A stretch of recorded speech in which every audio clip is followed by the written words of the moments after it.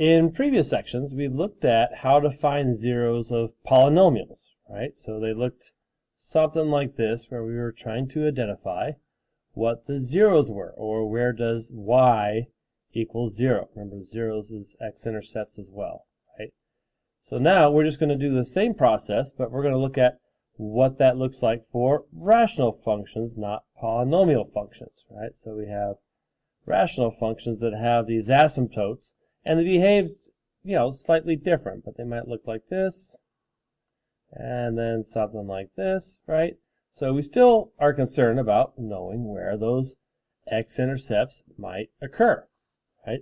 And it's a similar process that we do for polynomials, so some of this will feel familiar. Okay, we just have to worry about a few more things than we do with polynomial functions, okay?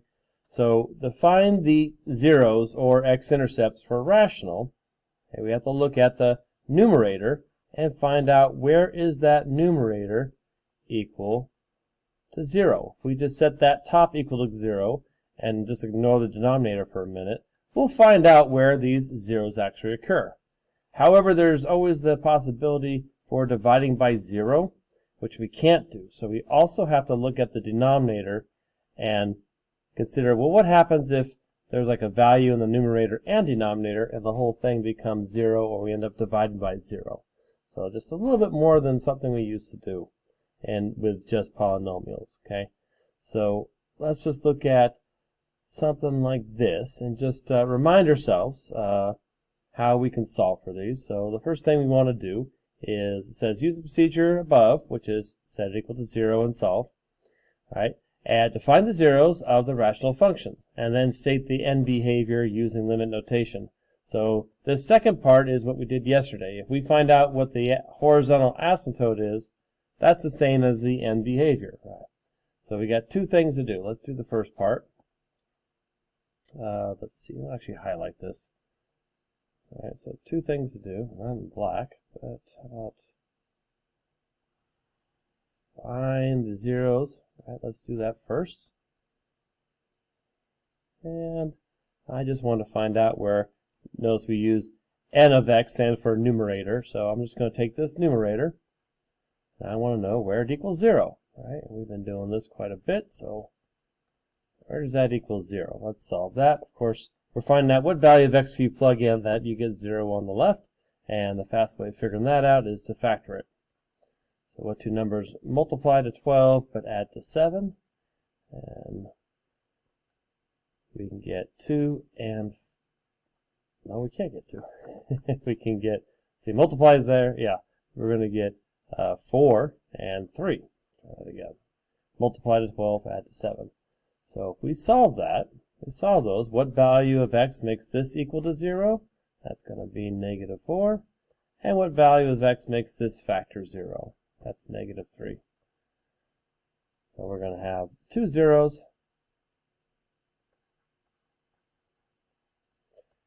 at negative 3. Let's do, and negative 4. Yeah, that's right. Second guessing myself here.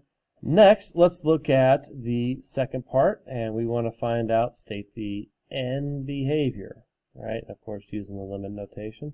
So that's a cue that we should be looking at that horizontal asymptote. The horizontal asymptote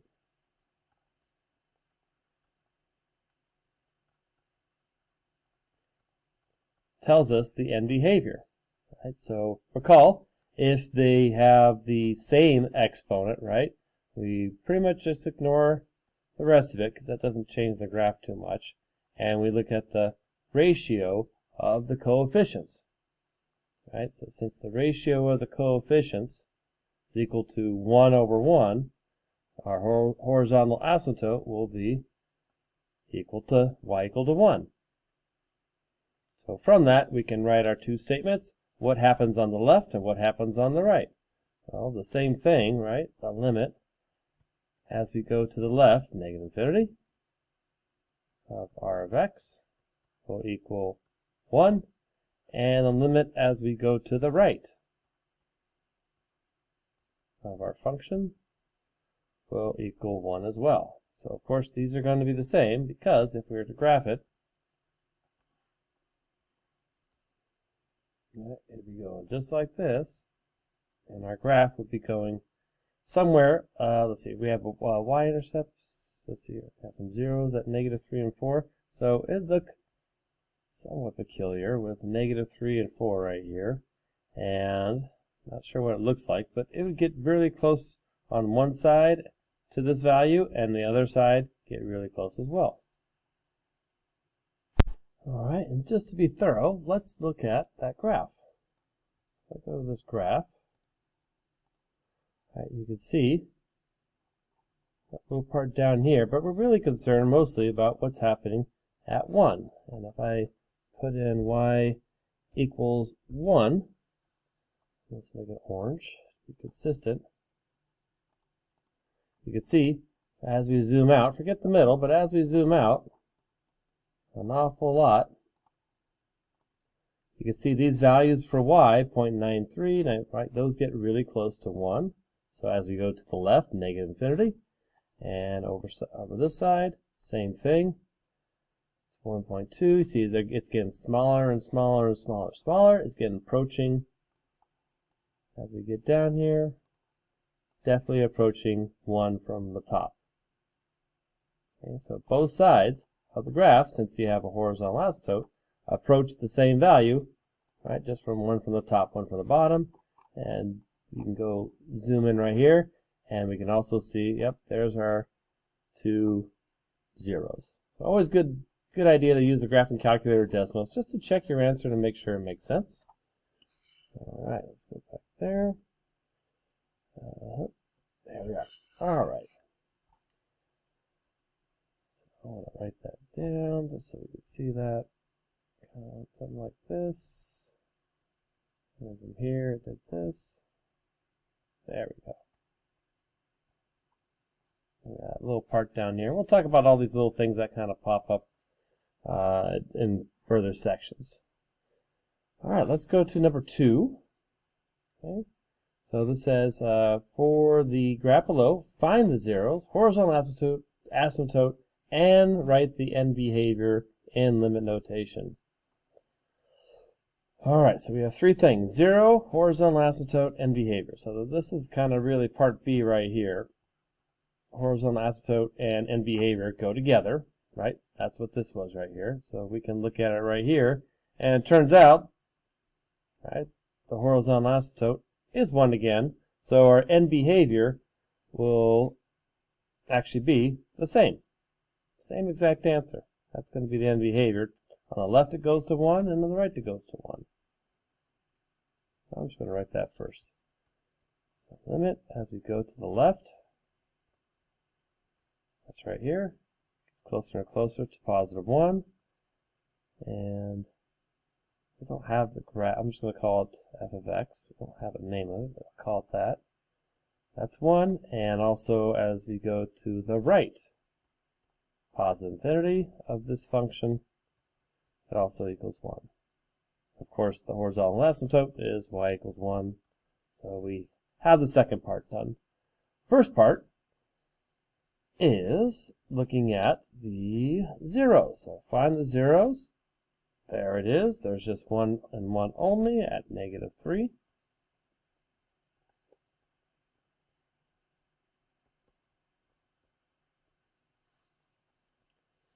All right, and it says, what is the factor of the numerator? So these two statements here are actually connected.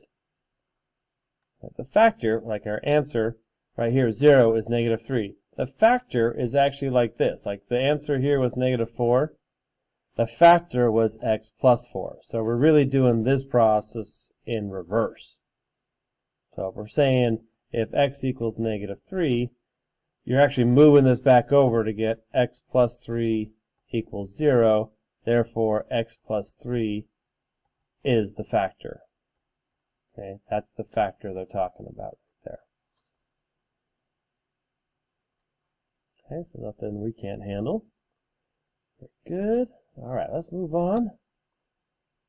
All right, so solving rational inequalities. So really, right, when we talk about inequalities, we're usually saying greater than 0, greater than equal to 0, or less than 0, which really just means above and below, above the x-axis, or less than, right, which means below the x-axis. And we've done this before. So inequalities is just where is it positive, where is it negative, is really the question. So we have a few steps here. First of all, you want to get it so it's 0 on one side. You want to make sure it's in the same format we had here. So for like these, where we have one polynomial on top, one on the bottom, if we had like two fractions, we'd have to combine them into one fraction, which we're going to look at. And then we'll go through part 3 right here is really where we started in the first page. We just set the top equal to 0 and the bottom equal to 0. And then we're going to start creating a sign chart, just like we did with polynomials. So we'll revisit the sign charts. Okay, so let's look at this. So where is r of x, this rational function, greater than or equal to 0? It can be equal to. So we're going to include the actual numbers on the x-axis. Where is it greater than 0, right? Or where is it above the x-axis? So understand the question first, always a good idea. So right here, they're just asking of this graph, of this graph, what parts of it are shaded right now, are above the x-axis, or actually equal to. Okay, so we can get the answer for this. Let's do that first, and then we'll figure out how to do it without the graph. So this is positive. Oh, no, let's take off that. Nope, that's the wrong button. Right here. Right, all this is, oh, let's take that off too. All this right here, going up to 2, that is all positive. And all of this, and it looks like it's an asymptote, so probably on forever, it's going to be above the x-axis. All right, so our answers that we're looking for, right, looks like this is -3 all the way to 2. -3 never actually equals -3, right? Gets really close to it, never equal to it, so parenthesis. It equals -2. We actually get to, a positive 2. We actually get to positive 2, so we're going to include that in the answer. All right, and then also in union, from 3, right here, again another, looks like it gets really close to 3.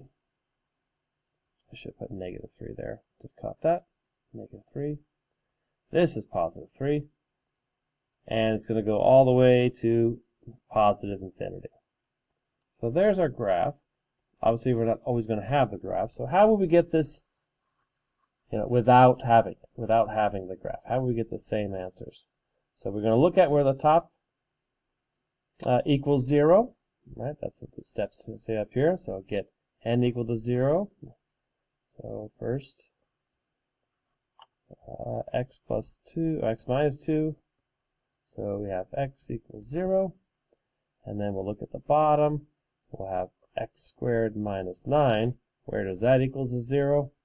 So we'll have to factor x squared minus 3 squared, difference of squares, x plus 3, x minus 3. So we have two values, -3 and positive 3. Now, what do these values actually tell us?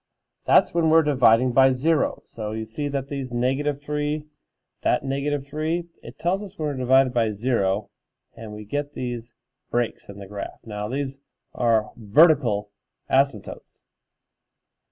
So also at positive 3. So that means the graph gets close to, but never actually touches. Even though right here it looks like it's on 3, it actually isn't. It could be 2.9999. It's never actually going to get to 3, because if we plug 3 into here, we'd be divided by 0. If I plugged 3 on the top and bottom, I'd have 1 over 0. It's impossible, so that can't be a point on the graph, even though it might look like it's really close to it. All right, so here's where we're going to revisit our old friend. And we're going to use these values. So we have -3, we have 2, and we have positive 3.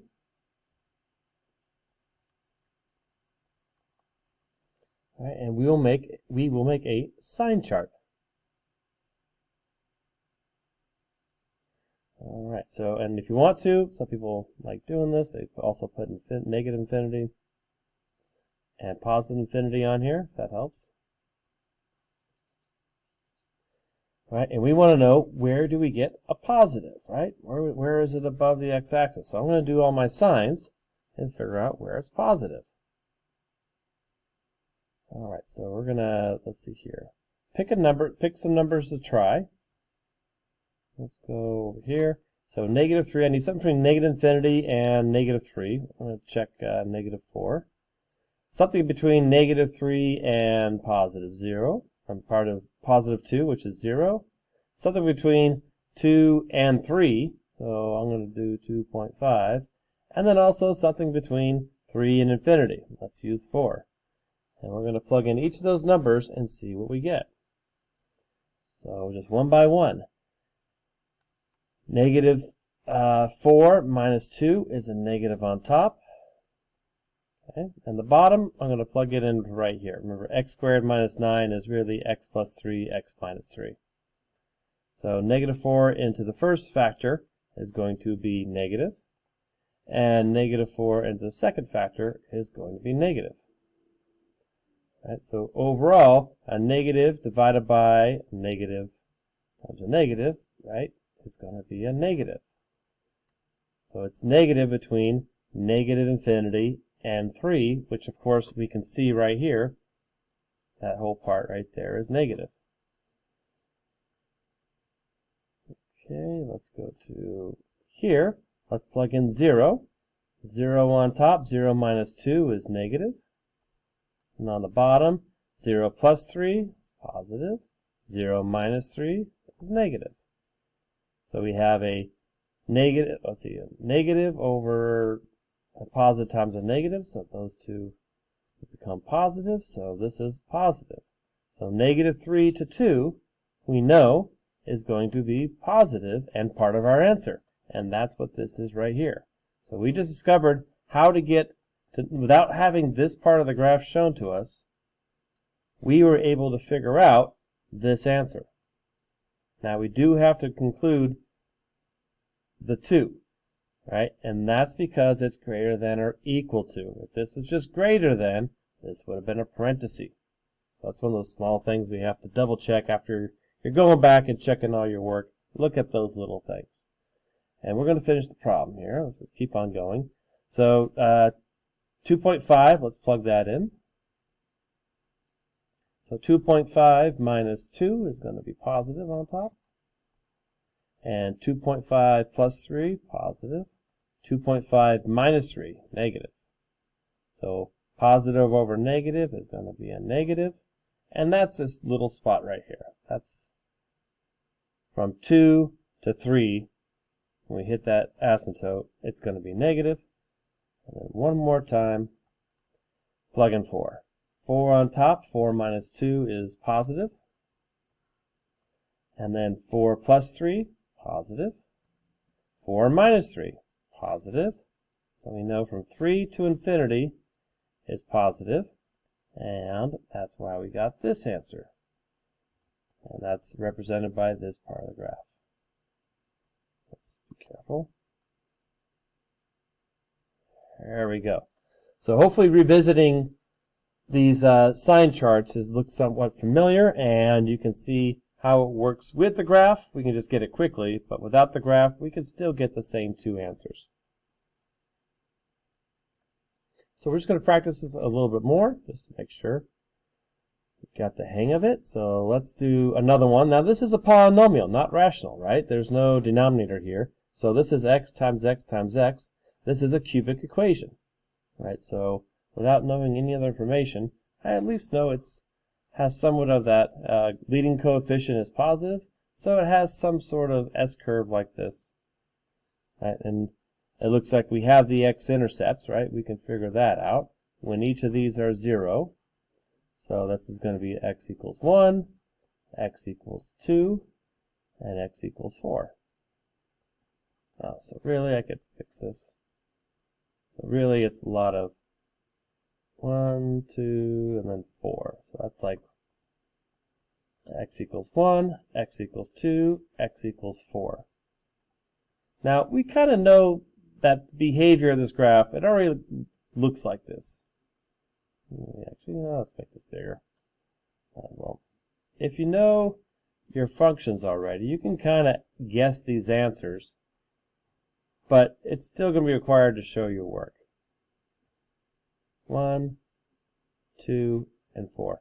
Meaning, you already know what x to the third looks like, so it has to start down here, it has to end up here. So we can already tell, well, where is it less than 0?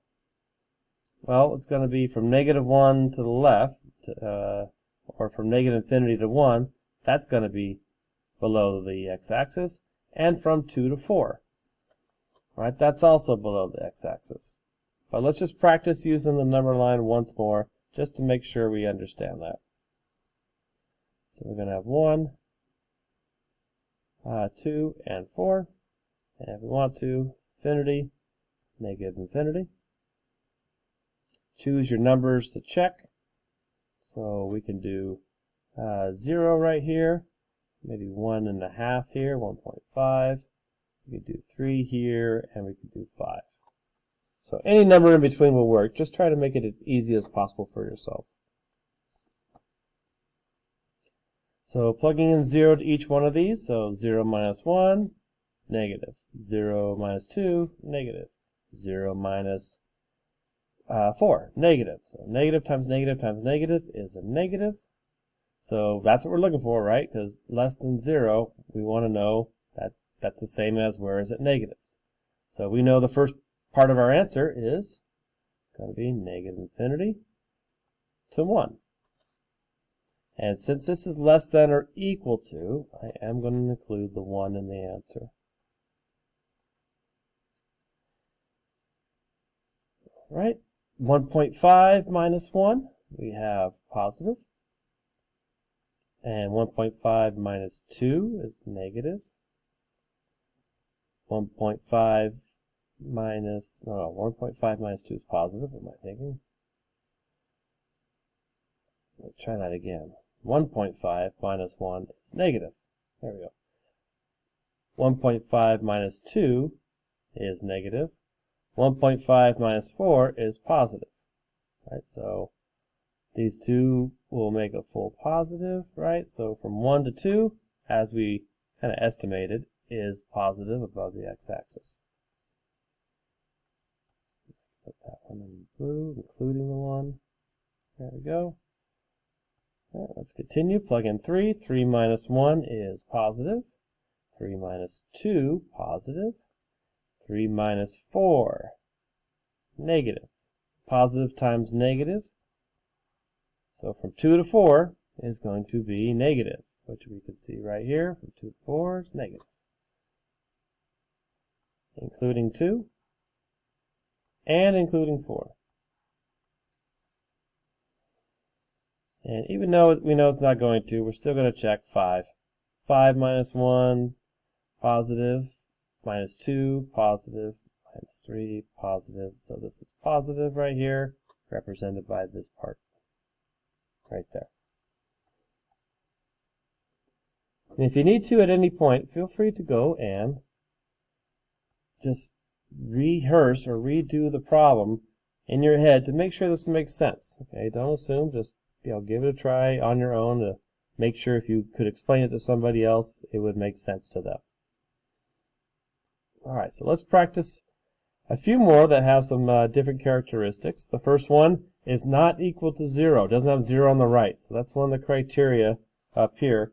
Is one of the first things we need to do, step 1, is make sure the inequality has a 0 on the right. So we need to get this thing equal to 0 or less than or equal or greater than 0 first.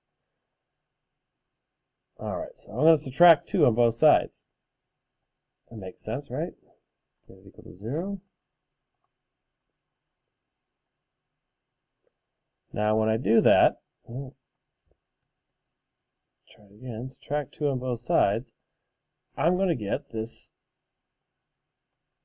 right here, x plus 1, x minus 3, and then I'm going to have minus 2. So the first part's accomplished, right? I did get this to be a 0, less than or equal to a 0 on the right-hand side. So that's good. Okay, voila. Now, we do have some more rules here, and that is that we need to have our function in a single rational format. So I need to have one thing on top, one thing on the bottom. We don't have that. I have like this -2 floating over. So I have this fraction, and I have this part over here. I need to combine these into a single part. Then we can do the familiar steps. So this requires just a little bit of extra setup. And I'm going to use, just like we would with if it was 1 over 3 minus 2, right?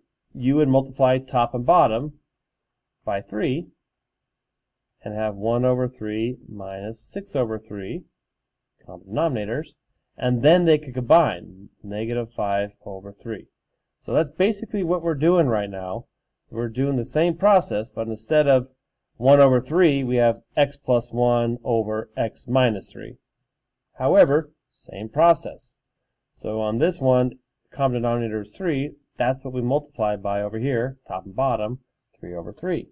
This time it's x minus 3. So I'm going to multiply top and bottom by x minus 3. Go over that black. So hopefully we can see that these are parallel problems, right? The same algebra that we'd use, or arithmetic we'd use back in grade school, we can use here as well. And the simplifying takes a little bit more. That's okay. So I'll have x plus 1. This first part won't change. This second part I can distribute and simplify a little bit. So I'll have minus 2x plus 6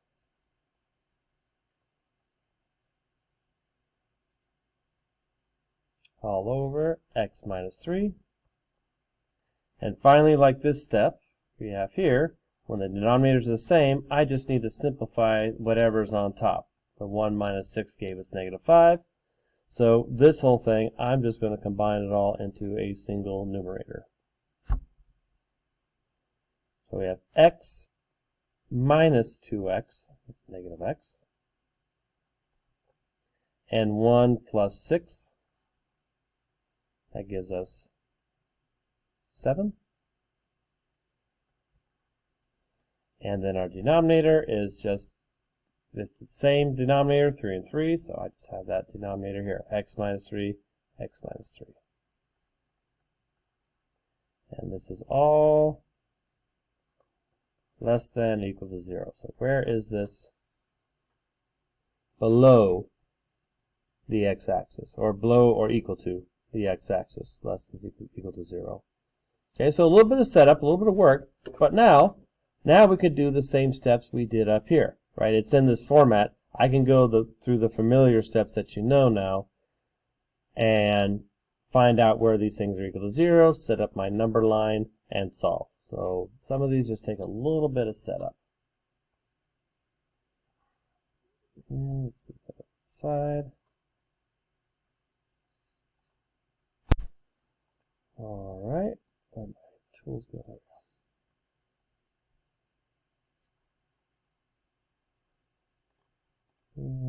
That's it. All right, so we can set the top equal to 0. So we have -x plus 7 equal to 0. So we'll get x equal to 7. Solve that. And the bottom, we have x minus 3. Where is that equal to 0? X equals 3. So we can set up our sign chart here for 3 and 7.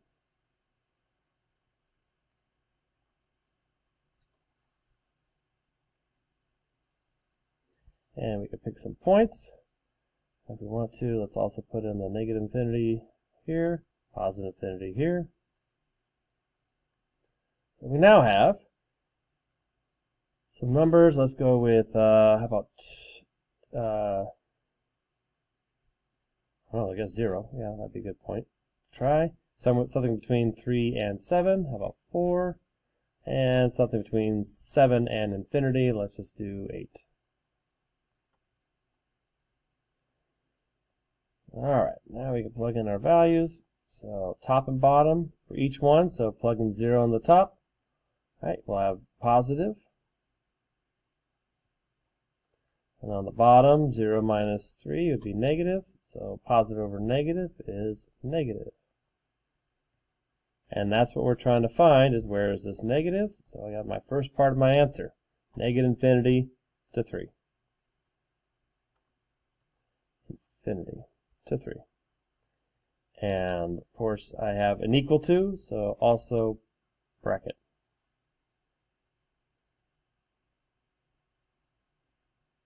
Okay. Next we have 4. So plug in 4. So negative 4 plus 7 is positive.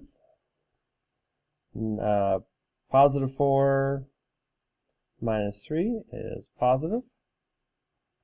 All right, positive over positive, so it's going to be positive. So we above the x-axis from 3 to 7. And next we have 8. So negative 8 plus 7 is negative.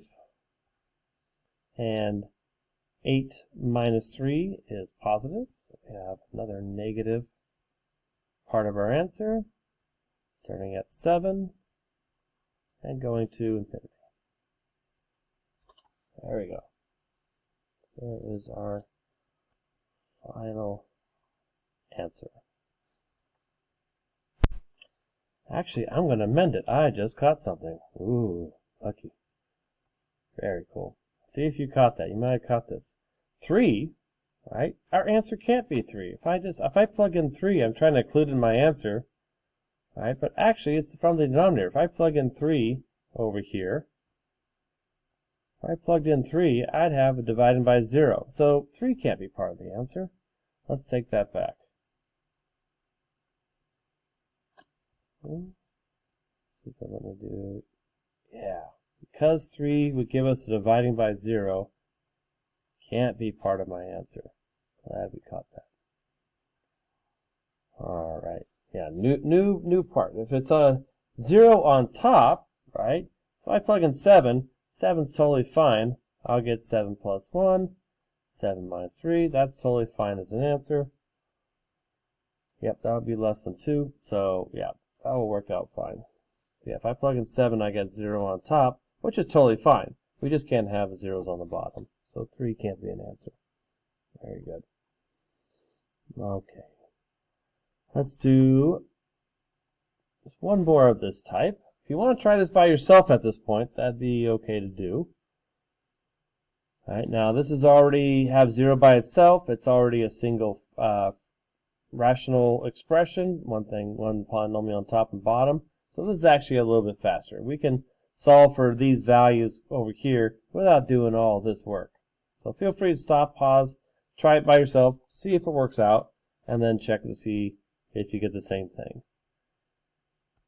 Alright, so the top, I'll kind of do one of these, kind of get this off. So that, the numerator, right, we're going to have the first part, we're going to get x equals 3. Second part, we'll have x equals negative 2. And then the bottom here, right, that's going to be x equals positive 2.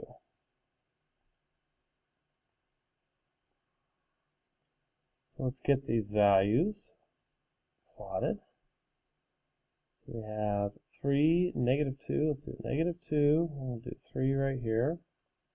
And then 2 is going to be in the middle. And this time I'm going to be a little more careful.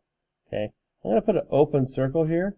So that reminds me, 2 cannot be an answer. If I have a 2 as an answer, right, it's going to divide by 0. So I'm going to be careful not to include 2 in my answer. So I will not use a bracket with 2 no matter what. But I can use it with the other numbers, because those are from the top. So we can also put negative infinity and positive infinity if we like. Alright, let's let the sign wars begin here. So let's plug in let's say negative 3. Anything from negative 2 to 2, 0 of course. Anything from 2 to 3, let's do 2.5, 2.5. Anything from 3 to 4, 3 to infinity, let's do 4. All right, and one at a time. So negative 3 into this one. All right, negative 3 minus 3 is negative. And negative 3 plus 2 squared is going to be positive. And underneath, negative 3 minus 2 is negative. All right, so we get two negatives right here. This will end up being positive.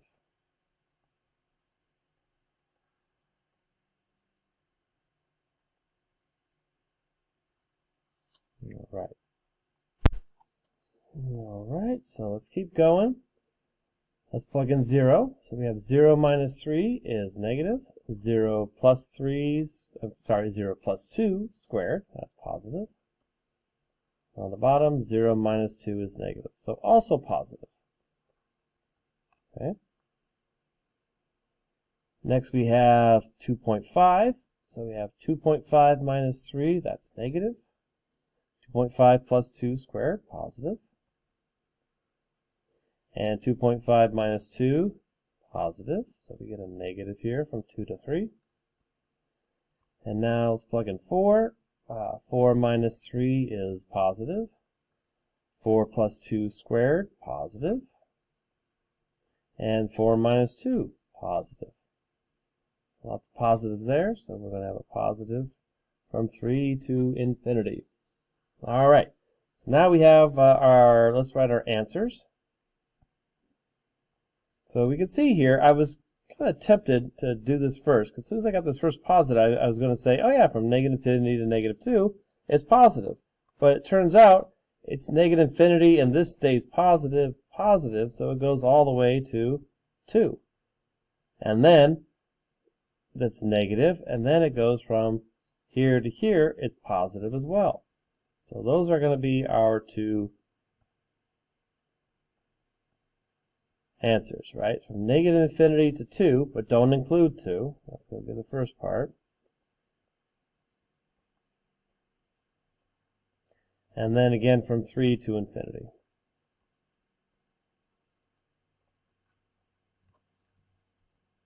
Oh, and this time I can include 3, because 3 just makes 0 on top, and I do have a greater than or equal to.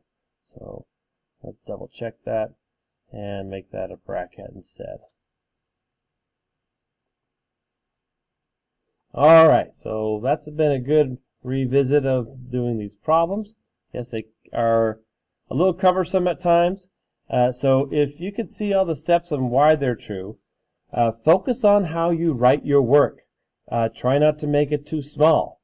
Don't write sloppy, right? Little things like that are going to get in the way. Even though you got the math right, you could still make a lot of mistakes just on little details. All right, lastly, well, we have the graph, so this is going to be a lot quicker. So when we're given the graph, that's kind of like up here, the first one. We can just go through and just look at the graph and get our solutions. So this is going to be a nice bookend to how we started. So these are all h of x, right? This is all h of x. Okay. No problem. So when is it less than or equal to 0? So that's square. Right here with a fill. Oh, I'm trying. Fill. There we go. There we go. So less than or equal to 0. So we can see at one part here, just this little part, oh my gosh, right here goes above. So I don't want to include that. So it's really going to be right here from negative 3 all the way to 2. Or 1 is that? That's 1. Yeah, negative 1. Right here. That's where we are going to be below 0. So that's my first one, from negative 3. And this is asymptote, so I can never actually equal. So that's parenthesis. and to here, and then we have less than or equal to, so I'll include -1, comma, -1, bracket. And then on the other side, we have +2, and it looks like this goes to 3. So +2, that's included, and 3, that's an asymptote, so not. There we go. And feel free to pause the video and see if you can try the last two on your own. We've done this enough, and just see if the answers are correct, and then check anything that needs correcting here. We got, okay, where is it above 2? Okay, greater than or equal to 2. So here's a, right here, 2. So that's all of this. So let's inspect it carefully. So all this right here, that, all of this right here, that's going to be positive territory, or greater than 2, sorry, greater than 2. And so is all of this right here, greater than 2, and then right around, looks like 6. Look right around 6, that's going to be not greater than 2. Alright, so we have,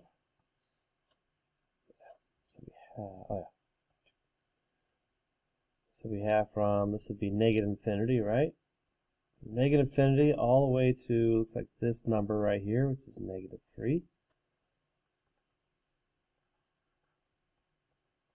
Don't include either. And then we have from, looks like +3 all the way, no, to, I'm going to say this is 6 right here. That's just a gut call right there. And we're not going to include either of those. Well, equal to? Yeah, we can include 6. And it does look like it goes below the asymptote at that point.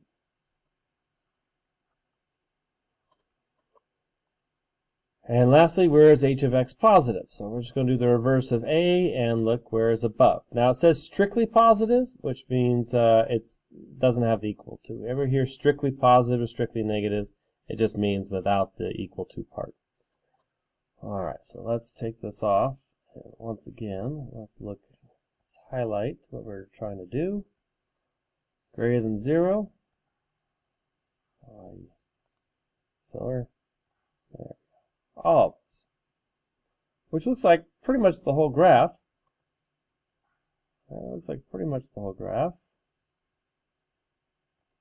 You gotta be careful to recognize right here and right here.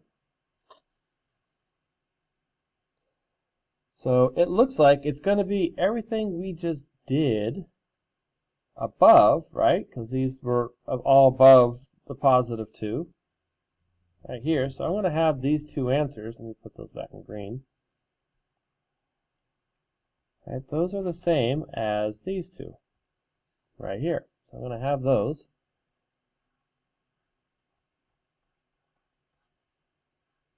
Leave a little space. Let's see what's happening here. But then we also have this little part right here. That's greater than 0 as well. And that is -1 to 2. Now, since it's strictly greater than, this time I'm not going to include -1 or 2 as answers. So parentheses only right here. So, and then will be the union, all those answers together. Alright, so that's a good amount of work and thinking. Make sure you can go back and recreate these answers. Test yourself before you come to class, and that way you can make extra sure that you have all these little details at least figured out a little bit. Alright, see you next time.